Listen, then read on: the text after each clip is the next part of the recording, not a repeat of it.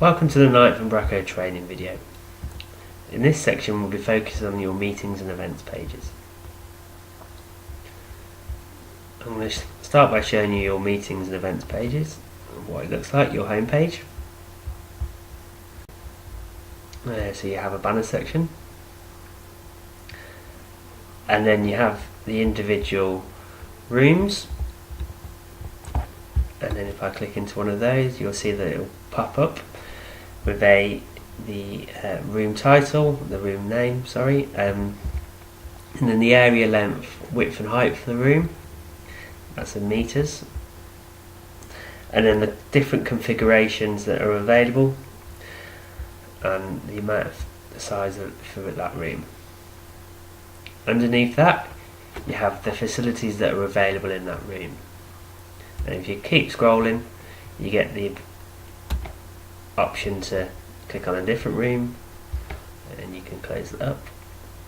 And then underneath that you've got 4 different call to action buttons for different pages within the section. So you have the academy, you have a menus page, rewarded meetings, and the request a quote. Underneath that you have the intro copy for the meetings and events section of your website, followed by a link for the floor plans and capacities. So going back into Umbraco, you'll see that the very first one, meetings, is the home page for this meeting section. So within here you have the content tab, which you're all very familiar with by now. So that's where you have your header, your subheader and your content text. And then at the very bottom you have a content links section, which you've seen elsewhere, and that allows you to add buttons. So to do that you would click on the add button, give it the link a title, give the link a URL, so whether it's an email address or a PDF, tick in if it needs to open in a new window, and then click add. And then that would look like that green button on the page here. The next tab that we need to show you is the links tab. Now this is exactly the same as the last button that I showed you at the bottom, the content links. What you do, you click on the add button,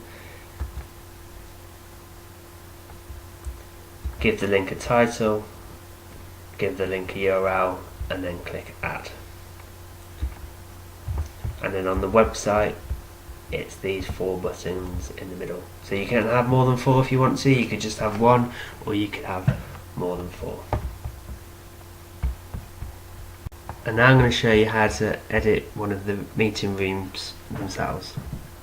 So the meeting rooms are all at the on the side, and they're symbolised by the door with the little green arrow. So I'm going to click into the Cambridge room in this hotel. Now you've got a content text, and you can only give it a header and an image. So if we go back to the website, I'll quickly show you what that would look like. So we find Cambridge. This is the header,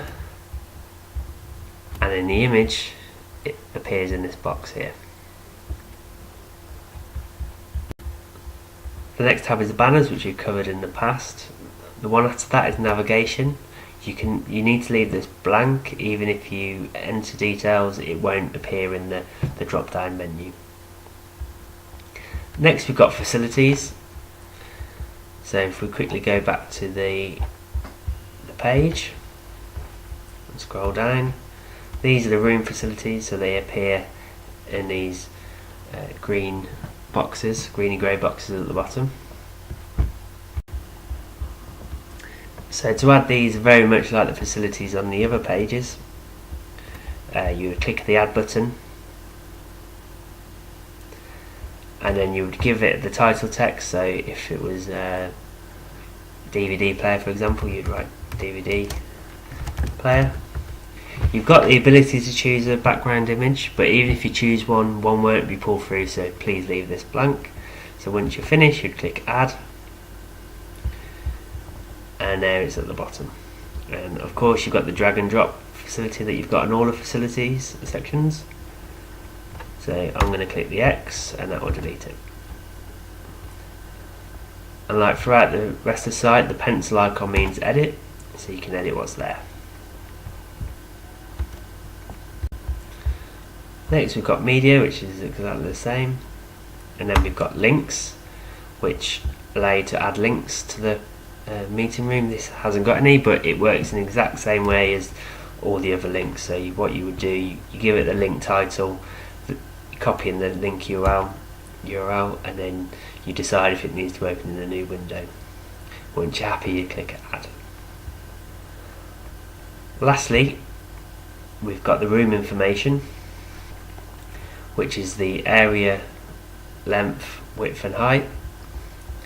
So it's fairly simple. You should be familiar with this by now. So you've got the pencil icon that allows you to edit, and then you can give the room info header a title. So here we've put area, and then it's the meeting room info description, so it's 28.08 meters square. And if you want to add another one, what you would do is you click on the add button, give it info header and a room description.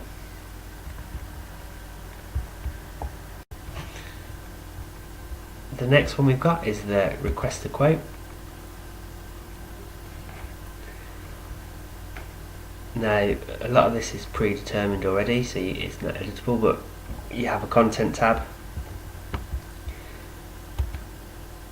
room type, which allows the user to select which type of room from the form that they fill in, and then we've got the navigation and their properties. And once that's live, it looks like this. It's essentially a form that allows people to fill in and request a quote. The email then gets sent to your events team to deal with. And that concludes the training video on updating your meetings and events pages.